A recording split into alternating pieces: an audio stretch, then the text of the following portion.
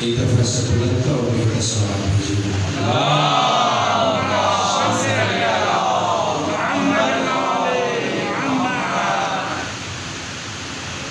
اس وجہ سے ذرا کیجیے قرآن مجید و فرقان حمید سے سورہ ذاریات کی 56ویں آیہ مجیدہ بطور سلام کلام پیش کی گئی. آواز رب العزت آ رہی ہے وما خلقت الجن والانس الا لیعبدون. نہایت مشہور معروف آیہ مجیدہ.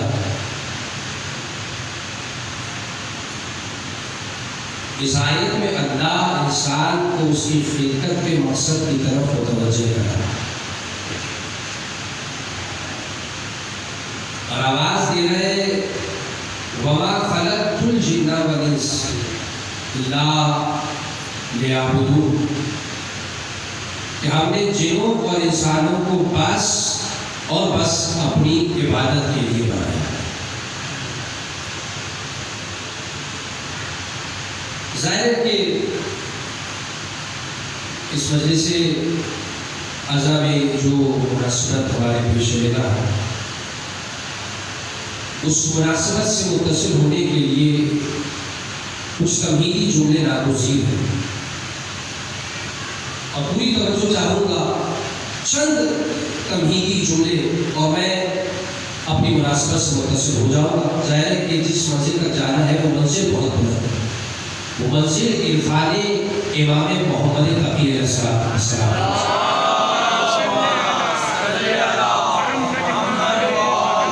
اب اس منزل تک جانے کے لیے ظاہر ہے کہ کچھ تمہیدی مطالب ضروری ہے. اللہ نے کہا میں نے انسان کو اپنی عبادت کے لیے بنایا. علیان محترم اس روح زمین پہ انسان تنہا نہیں ہے بلکہ اس انسان کے علاوہ اور بھی مخلوقات اس روح زمین پہ موجود ہیں. انسان کے علاوہ اربوں اقسام کی مخلوقات. دیکھیے میں نے بڑی ذمہ داری سے جملہ کہا. میں نے یہ نہیں کہا کہ اربوں مخلوقات موجود ہیں. میں نے کہا اربوں اقسام کی مخلوقات موجود ہیں. اب سوچئے جن کی اقسام اربوں میں ان کی تعداد کتنی.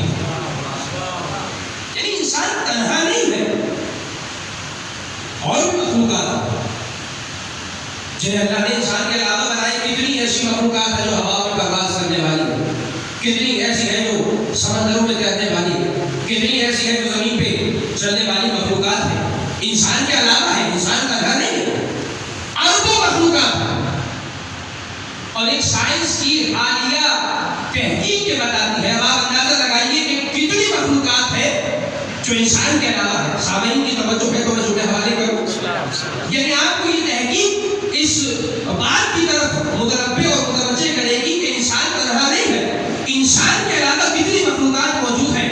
سائنس کی حالیہ تحقیق یہ بتاتی ہے کہ انسان نے اب تک آبی مخلوقات کا 5% حصہ دریافت کیا ہے. تصور کیجیے 5% حصہ یعنی 95% وہ ہے جو دریافت ہونا باقی ہے. یہ جو اربوں اقسام ہمارے سامنے ہے یہ تو بھی بہت تھوڑی سی ہے. نہ جانے کتنی ایسی مخلوقات ہیں جو ابھی ایک ٹو بی فاؤنڈ ہے جو دریافت ہوئی نہیں ہے بلکہ دریافت ہونا باقی ہے. مگر عزیزان محترم انسان کے علاوہ اتنی مخلوقات ہیں مگر اللہ قرآن میں فقط انسان کے لیے کہہ رہا ہے لقد کرمنا بنی آدم. توجہ فرمائیے گا. وَحَمَلْنَاهُمْ فِي الْبَرِّ وَالْبَحْرِ وَرَزَقْنَاهُمْ مِنَ الطَّيِّبَاتِ وَفَضَّلْنَاهُمْ عَلَىٰ كَثِيرٍ مِّمَّنْ خَلَقْنَا تَفْضِيلًا. اے انسان ہم نے تمہارے علاوہ بہت سی مخلوقات بنائی ہے مگر اشرف مخلوق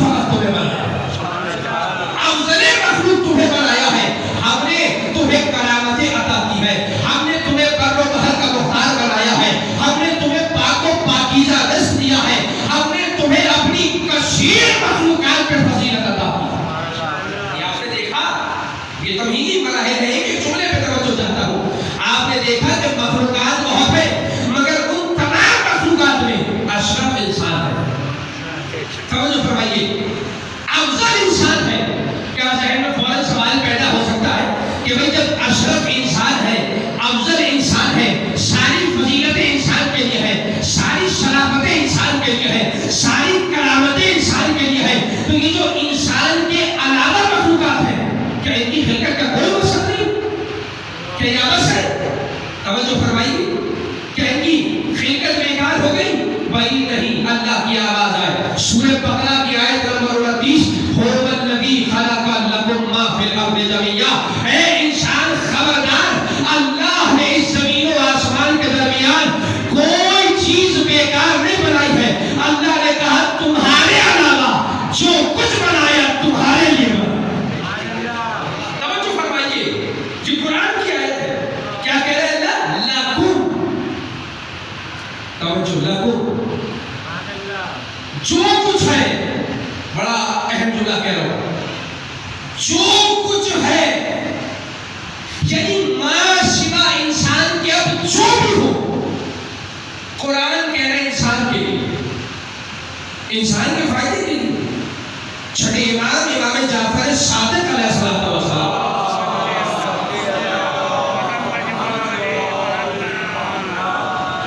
امام اپنے ایک بہترین شاگرد مفضل ابن عمر سے خطاب کر رہے ہیں۔ ایک مرتبہ مخاطب ہو کے فرماتے ہیں یا مفضل اذا تعاملت العالم وجدتہ کالبیت۔ توجہ فرمائیے گا، معصوم اسی آیت کی تفسیر کر رہے ہیں۔ قرآن نے کہا ہم نے جو کچھ بنایا وہ تمہارے لیے بنایا۔ اللہ امام صادق فرما رہے ہیں مفضل اگر تم اس دنیا کی طرف غور کرو تو تم اسے ایک محفوظ گھر کی مانند پاؤ گے۔ معصوم کا کلام ہے، امام کہہ رہے ہیں کہ پوری دنیا ایک گھر ہے، جیسے ہمارے گھر ہوتے ہیں، جیسے انسان کا گھر ہوتا ہے، اللہ نے دنیا کو انسانیت کے لیے گھر بنا دیا۔ پھر امام نے فرمایا فَالسَّمَاءُ مَرْفُوعَةٌ كَالسَّقْفِ۔ توجہ فرمائیے، امام کے جملے ہیں کہ اے مفضل یہ جو تاحد نگاہ تمہیں نیلا آسمان نظر آ رہا ہے نا، یہ اس گھر کی چھت ہے۔ جیسے ہمارے گھروں میں چھتیں ہوتی ہیں، ویسے اللہ نے اس گھر کی چھت آسمان کو قرار دیا ہے۔ ہمارے گھر کی چھت نہ جانے ہمیں کتنی چیزوں سے بچا لیتی ہے، بارش سے بچا رہی ہے، دھوپ کی شدت سے بچا رہی ہے۔ کہا یہ نیلا آسمان اس گھر کی چھت ہے، اگر یہ چھت نہ ہوتی نہ جانے کتنی بلا انسانوں میں نازل ہو، کہ چھت ہمیں محفوظ کر رہی ہے۔ پھر امام فرماتے ہیں والارض ممدودۃ کالبساط، اے مفضل یہ جو زمین ہے نا یہ اس گھر کے فرش کی مانند ہے۔ جیسے ہمارے گھروں میں فرش ہوتے ہیں، کہا یہ زمین اس گھر کا فرش ہے۔ پھر امام کہتے ہیں والنجوم مضیئۃ کالمصابیح، اے مفضل یہ جو چاند ہے، یہ جو سورج ہے، یہ جو ستارے ہیں، یہ اس گھر میں موجود چراغوں کی مانند ہے۔ اللہ اکبر، جیسے ہمارے گھروں میں چراغ ہوتے ہیں، بلب ہوتے ہیں، لائٹس ہوتی ہے روشنی کے لیے، اللہ نے یہ سورج، یہ چاند، یہ ستارے اس گھر کے لیے روشنی قرار دی، اس گھر کے لیے چراغ کی مانند انہیں بنایا ہے۔ پھر امام ایک عجیب جملہ فرماتے ہیں فیہ جمیع ما یحتاج الیہ عبادہ، اے مفضل اللہ نے اس محفوظ گھر میں ہر وہ چیز رکھ دی ہے جو انسان کی ضرورت تھی۔ پھر امام کہتے ہیں اے مفضل اللہ نے اس گھر میں جو کچھ بنایا وہ تمہارے لیے بنایا۔ قرآن کی ہے ذہن میں اللہ نے کیا کہا جو کچھ ہے لکم، تمہارے لیے ہے۔ امام کہہ رہے اے مفضل جو کچھ بنایا تمہارے لیے بنایا، بلکہ امام نے بڑھ کے جملہ کہا جو کچھ ہے وہ تمہارے فائدے کے لیے ہے۔ قرآن کہہ رہے جو کچھ ہے وہ تمہارے لیے ہے۔ معصوم فرما رہے جو کچھ ہے دنیا میں، جو کچھ ہے، یہ جو جملہ میں کہہ رہا ہوں نا اور تکرار کرو گے بے وجہ نہیں، جو کچھ ہے وہ تمہارے فائدے کے لیے ہے۔ اب تمہیں فائدہ نظر آئے یا نہ آئے تمہارے لیے، جو کچھ بنایا تمہارے لیے بنایا۔ اب یہاں ظاہر ہے کسی کے ذہن میں سوال پیدا ہو سکتا ہے کہ بھائی قرآن کہہ رہے جو کچھ ہے وہ تمہارے لیے ہے، معصوم کہہ رہے تمہارے فائدے کے لیے ہے، بھائی نہ جانے کتنی ایسی مخلوقات ہیں جو بظاہر انسان کے لیے مضر نظر آتا ہے، کتنے ایسے حیوان ہیں جو انسان کی جان کے دشمن نظر آتے ہیں۔ قرآن کہہ رہے سب کچھ تمہارے لیے ہے، سب کچھ تمہارے فائدے کے لیے ہے۔ تو عزیزوں قرآن نے بتا دیا کہ اصلاً اور تخلیق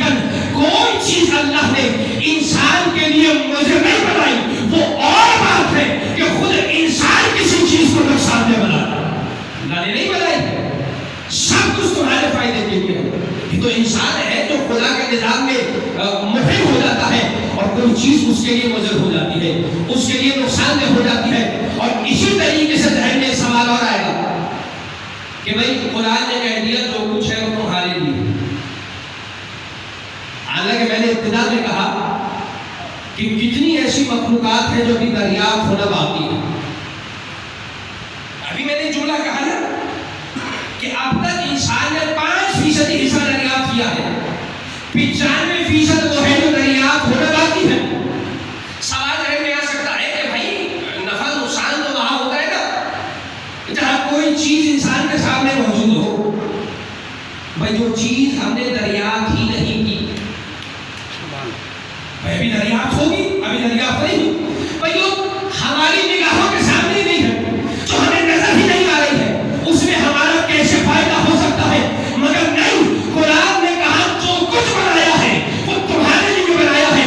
اب چاہے تمہیں نظر آئے، تم نہ کہہ رہا ہو، اب چاہے تمہیں نظر آئے یا نہ نظر آئے، یعنی قرآن بتا رہا ہے ضروری نہیں جو آنکھوں سے دکھائی دے اسی میں فائدہ موجود ہو. کبھی کبھی کوئی غیب میں رہ کے بھی فائدہ پہنچا رہا ہو. آواز تو شاید ہے. کبھی کبھی کوئی غیب میں رہ کے بھی رہنمائی کر رہا ہوتا ہے، کبھی کبھی کوئی آنکھوں سے اوجھل رہ کے بھی تمہاری ہدایت کر رہا ہوتا ہے. تو قرآن نے کہہ دیا ہے انسان تمہارے علاوہ جو کچھ ہے ابس نہیں ہے. حالانکہ میں نے جملہ کہا نا اشرف مخلوق نہیں ہے، اشرف تم ہو، افضل تم ہو، مگر وہ جو اشرف نہیں ہے، افضل نہیں ہے، ان کی خلقت بھی ابس نہیں ہے. توجہ فرمائیے، ان کی خلقت بھی بیکار نہیں ہے. تو اب سوچو جو اشرف مخلوق ہو اس کی خلقت کا مقصد کتنا بڑا ہے، اور وہ مقصد بہت بڑا ہے. توجہ فرمائیے، جتنا اشرف انسان ہے، جتنا افضل انسان ہے، اتنا ہی بڑا اس کی خلقت کا مقصد ہے. اور وہ مقصد کیا ہے؟ بھائی میں آیت پیش کر چکا، وَمَا خَلَقْتُ الْجِنَّ وَالْإِنسَ إِلَّا لِيَعْبُدُونِ. جہاں سے بات شروع کی وہی آ گیا. ہم نے انسان کو بس اور بس اپنی عبادت کے لیے بنایا ہے. انسان کی خلقت کا مقصد ہے عبادت پروردگار. انسان کے بنائے جانے کا ہدف ہے بندگی کے پروردگار. اب یہاں میں اپنی منزل سے متصل ہو رہا ہوں، مناسبت سے متصل ہو رہا ہوں اور ایک سوال کے ذریعے متصل ہوگا. یقیناً میرے سامنے ایک بڑا ذہین سامنے بیٹھا ہوا ہے. آپ مجھے اس سوال کا جواب دیجئے. بھائی اللہ نے قرآن میں کہہ دیا کہ ہم نے انسان کو بنایا عبادت کے لیے. انسان کی خلقت کا مقصد کیا ہے؟ عبادت. تھوڑا سا میرے ساتھ بولی، عبادت. اب طے ہو گیا جو انسان دنیا میں آیا وہ اللہ کی عبادت کرے گا. اس کی خلقت کا مقصد ہے، لازم ہے وہ عبادت کرے. اچھا آپ جواب دیں گے، مجھے بتائیے کہ جب آپ کے گھر میں کسی بچے کی ولادت ہوتی ہے، توجہ فرمائیے گا، تو کیا آپ فوراً ولادت کے بعد اسے سجدہ کراتے ہیں؟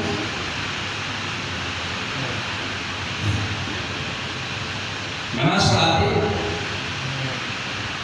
آپ کے گھر اچھا مثلا اگر وہ ماہ رمضان میں آ گئے، یہ کام بڑا آسان ہے، اسے بھوکا کر دیجیے اور کہیے تمہارا روزہ ہو.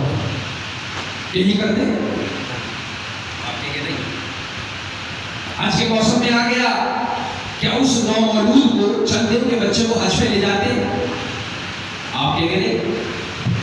میں کہوں پالنے والے تو قرآن میں کہہ رہے ہم نے بنایا ہی عبادت کے لیے ہے. پالنے والے جب انسان کی خلقت کا مقصد ہی عبادت ہے تو حکم دے دے کہ جب تمہارے گھر کسی بچے کی ولادت ہو اسے سجدہ کراؤ. توجہ فرمائیے، اسے سجدہ کراؤ کیونکہ اس کی خلقت کا مقصد عبادت ہے. زبردستی صحیح اسے نماز پڑھاؤ کیونکہ اس کی خلقت کا مقصد عبادت ہے. اسے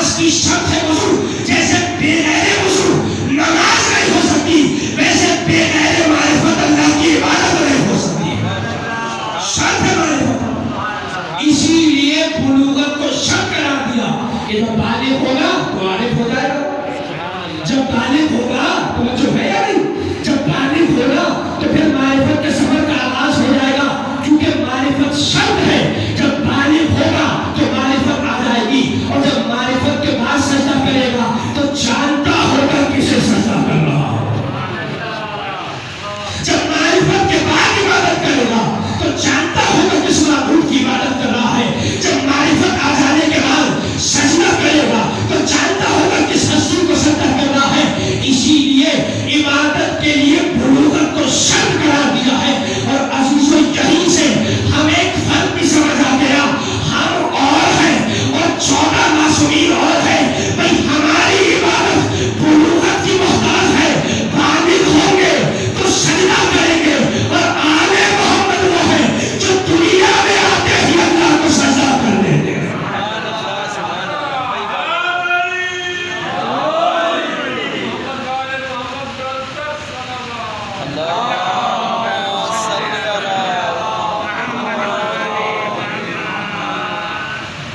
آل محمد وہی معصوم کی پہچان ہوا کرتی ہے. یہ ہمارے آئمہ کی پہچان ہے. ظاہر میرے سامنے بزرگان بھی تشریف فرمائیں گے، مجھ سے بہتر جانتا ہے. مگر نوجوانوں کے لیے عرض کر رہا ہوں، ہمارے امام کا دنیا میں آتے ہی پہلا کام یہ ہوتا ہے وہ خدا کو سجدہ کرتا ہے. سب سے پہلا کام کیا ہے؟ اللہ کو سجدہ کرنا. امام اللہ کو سجدہ کر کے بتاتا ہے یاد رکھو امام کم سی ہی کیوں نہ ہو، امام بچہ نہیں ہوتا، امام امام ہوتا. کبھی امام کو بچہ نہیں سمجھا، آ گئی منزل. امام ہوتا ہے، اس کا علم کامل ہوتا ہے، اس کی معرفت کامل ہو. وہ تکمیل عقل علم معرفت کے لیے سیوسان کا محتاج نہیں ہو. یہ ہم ہیں جو بالغ ہوں گے تو نماز واجب ہوگی، کیونکہ بالغ ہوں گے تو عارف ہوتے. امام وہ ہوتا ہے جو نومولود ہی کیوں نہ ہو اس کی معرفت کامل ہوتی ہے، اس کا علم کامل ہوتا ہے. یہی سمجھایا تھا نبی نے دعوت ذوالشیعہ. وہ دعوت ذوالشیعہ کہ جو دین اسلام کی پہلی تبلیغ کا نام ہے. جو کا ملاحظہ فرمائیے، دین اسلام کی پہلی تبلیغ ہے. اور وہ دین کے جو تمام عالم کے لیے، تمام عالم انسانیت کے لیے، کسی خطے کے افراد و انسانوں کے لیے نہیں، کسی خاص قوم قبیلے کے لیے نہیں، ساری انسانیت کے لیے. اور جب نبی نے ایسے دین جو ساری انسانیت کے لیے اور قیامت تک آنے والی انسانیت کے لیے آیا ہے، جب اس کی تبلیغ کا آغاز کیا تو نبی کا طریقہ کار کیا ہے؟ مجھے بتائیے کہ نبی نے کیا جب تبلیغ کی تو کیا نبی نے شہر شہر کا سفر کیا؟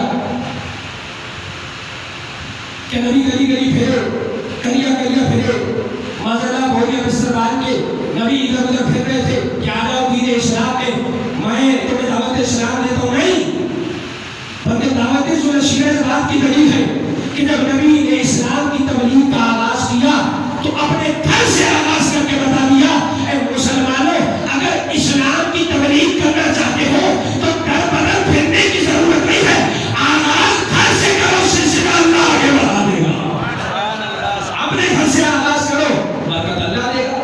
نبی نے دعوت ذوالشیعہ میں سمجھایا کہ خبردار تم اپنا مقایسہ اہل بیت سے نہ کرنا. وہ دعوت ذوالشیعہ کے جہاں نبی نے 40 افراد کو بلایا. اگر آپ تاریخ کا مزید مطالعہ کیجیے تو آپ کو پتہ چلے گا کہ جن 40 کو بلایا ان کا کم از کم سن بھی 40 تھا. کم از کم مثلا کوئی 40 ہے، کوئی 45 کا ہے، کوئی 50 کا ہے، کم از کم سن 40 ہے، یعنی 40 سے کم والا. جو ایسا نہیں پہلے بلایا بھی 40 کو، جنہیں بلایا ان کا کم از کم سن 40 کو 40 سے کم والا نہیں ہے. اچھا مجھے نہیں پتا اس کے پیچھے راز کیا ہے کہ بلایا بھی 40 کو، جنہیں بلایا ان کی کم از کم عمر بھی 40.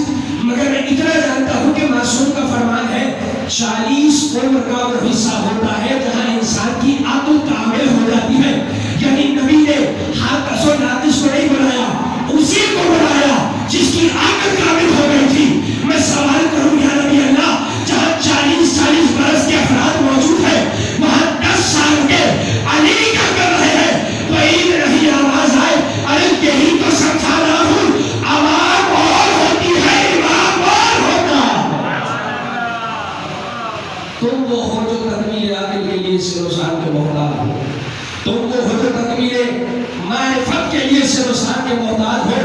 امام وہ ہوتا ہے جو عمر کے جس حصے میں کیوں نہ ہو اس کی عقل کامل ہوتی ہے، اس کا علم کامل ہوتا ہے۔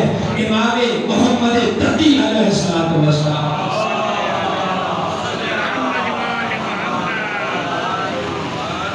یہ وہ امام ہے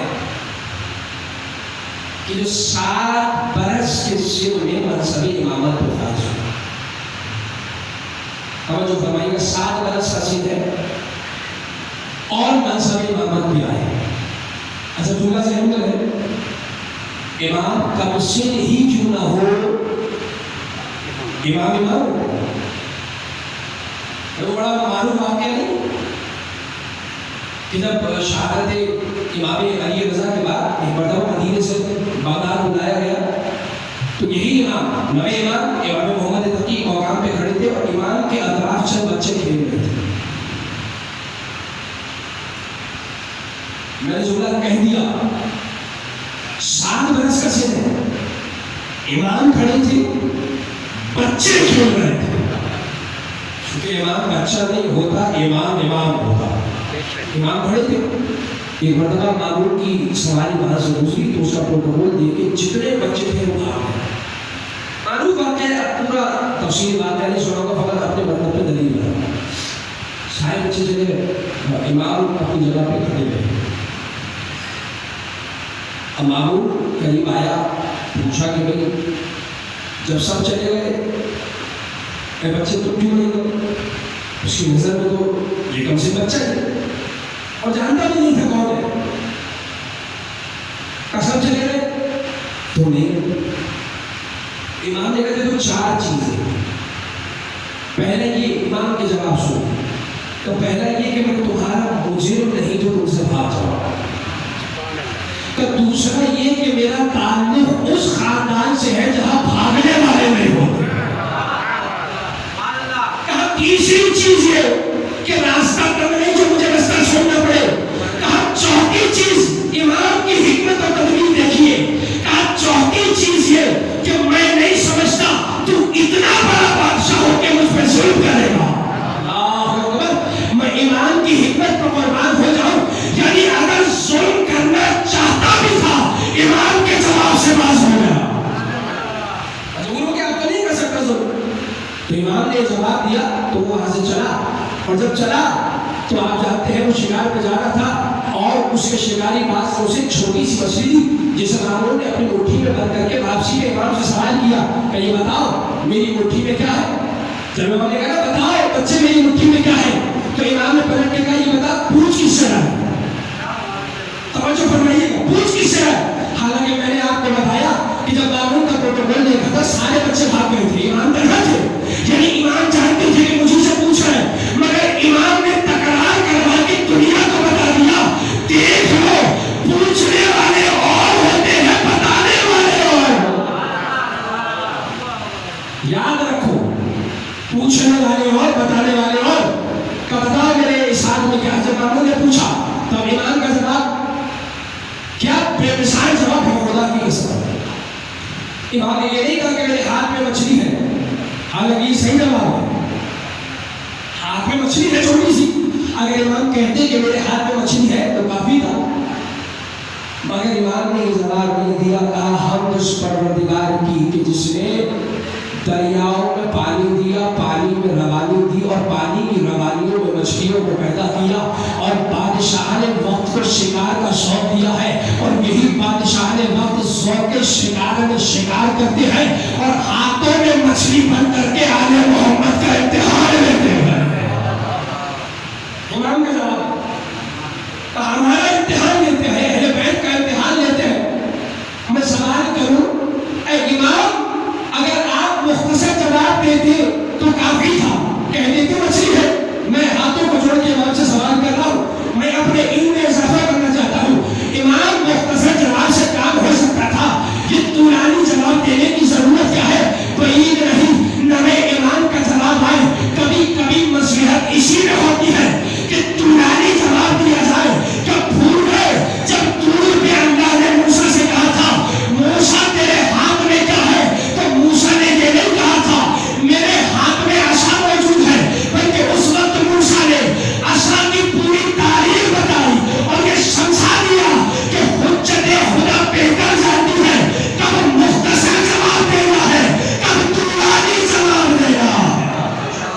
حجت بہتر جانتی ہے. اور یہاں تمہاری جواب کا مقصد کیا ہے؟ تو دیکھیے اگر امام سیدھا سیدھا یہ کہہ دیتے کہ تیرے ہاتھ میں مچھلی ہے تو دیکھیے امام کے علم کا اندازہ تو ہو جاتا مگر وسعت علم کا اندازہ نہ ہوتا. امام کی مصلحت کیا ہے کہ امام نے تمہاری جواب دے کے اپنے علم پہ بھی دلیل دے دی ہے, وسعت علم پہ بھی دلیل دے دی. یہ ہے امام کی مصلحت. امام نے بتا دیا کہ کبھی یہ نہ سوچنا کہ کم سے ہے تمہارے امامت کا وزن کیسے اٹھائے گا, کم سے ہے تو کیسے امت کی ہدایت کی ذمہ داری اٹھائے گا, اگر کم سے ہے تو امام کیسے ہو سکتا ہے. خبردار کمسنی کی وجہ سے کبھی امام کے علم پہ شک نہیں کرنا. امام علی رضا علیہ الصلوۃ والسلام نے دور بھیجے گا.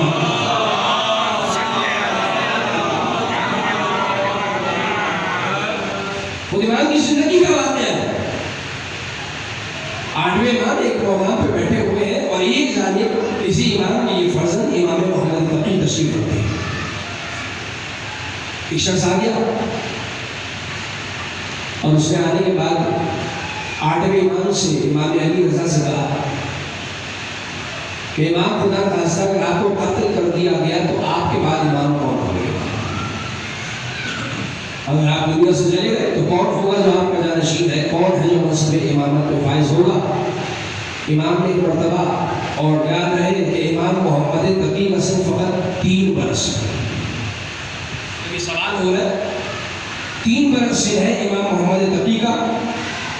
جب پوچھا نا امام آپ کے بعد کون امام ہوگا, 3 برس کے محمد تقی بیٹھے ہوئے. ایک مرتبہ 8ویں امام نے اشارہ کر کے کہا میرے بعد تمہارا امام میرا یہ فرزند ہوگا, محمد تقی ہوگا.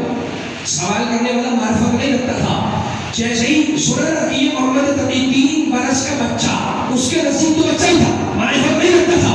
کہ 3 برس کا بچہ کیسے امام ہو سکتا ہے؟ مولا یہ کیسے امت کی ہدایت کا ذمہ اٹھائے گا, یہ کیسے امت کی رہنمائی کرے گا؟ یہ تو فقط 3 برس کا بچہ ہے. توجہ, یہ 3 برس کا بچہ کیسے امام ہو سکتا ہے؟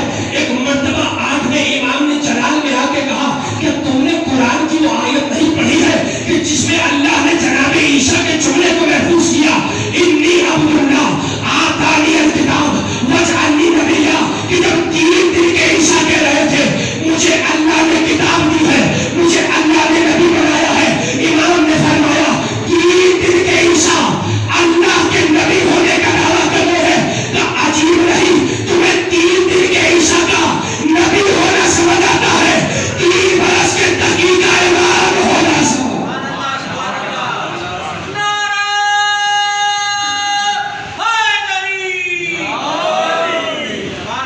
تمہیں 3 دن کے عیسیٰ کا نبی ہونا سمجھ آتا ہے.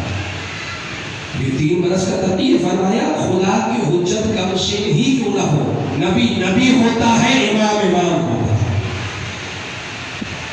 ہے. جیسے وہ 3 دن کے ہو کے نبی تھے, یہ کم سے نہیں کیوں نہ ہو, یہ امام ہے. یعنی آپ نے دیکھا کہ کس انداز سے اس امام کو جناب عیسیٰ سے تشبیہ حاصل ہے. اور فقط یہی زاویہ نہیں بلکہ اگر آپ نبی امام کی سیرت کا مطالعہ کریں تو آپ کو پتہ چلے گا کہ جناب عیسیٰ سے تشبیہ کا ایک اور زاویہ بھی ہے. دیکھیے یہ نبی امام کی سیرت ہے کہ امام نے بڑے بڑے امتحانات دیے. کہیں اپنے علم کا امتحان دیا, کہیں اپنی امامت کا امتحان دیا. یعنی میں نے آپ کو بتایا 7 برس کے سن میں منصب امامت میں آیا. اتنے اعتراضات امام کی شخصیت پہ ہوئے. آپ تاریخ کا مطالعہ کیجیے. ایک امتحان ولدیت کا بھی دیا. عجیب حقیقت ہے یہ تاریخ کی. جیسے جناب عیسیٰ پہ تہمت لگائی گئی تھی نا کہ جب مریم قوم والوں کے درمیان لے کے آئی تو بھائی بچہ کس کا اس کا باپ ہوگا. ایک ایسا طبقہ تھا خود امام علی رضا کے دور میں کہ جو مخالفت کے اندر اس حد درجے پستی پر اتر آیا کہ اس نے اس مخالفین کے گروہ نے امام محمد تقی کی ولدیت کا انکار کر دیا. تو ہم امام ماننا تو دور, امام محمد تقی کو امام علی رضا کا بیٹا ہی نہیں مانتا. چنا کہا. یعنی آپ نے دیکھا کہ تشبیہ کا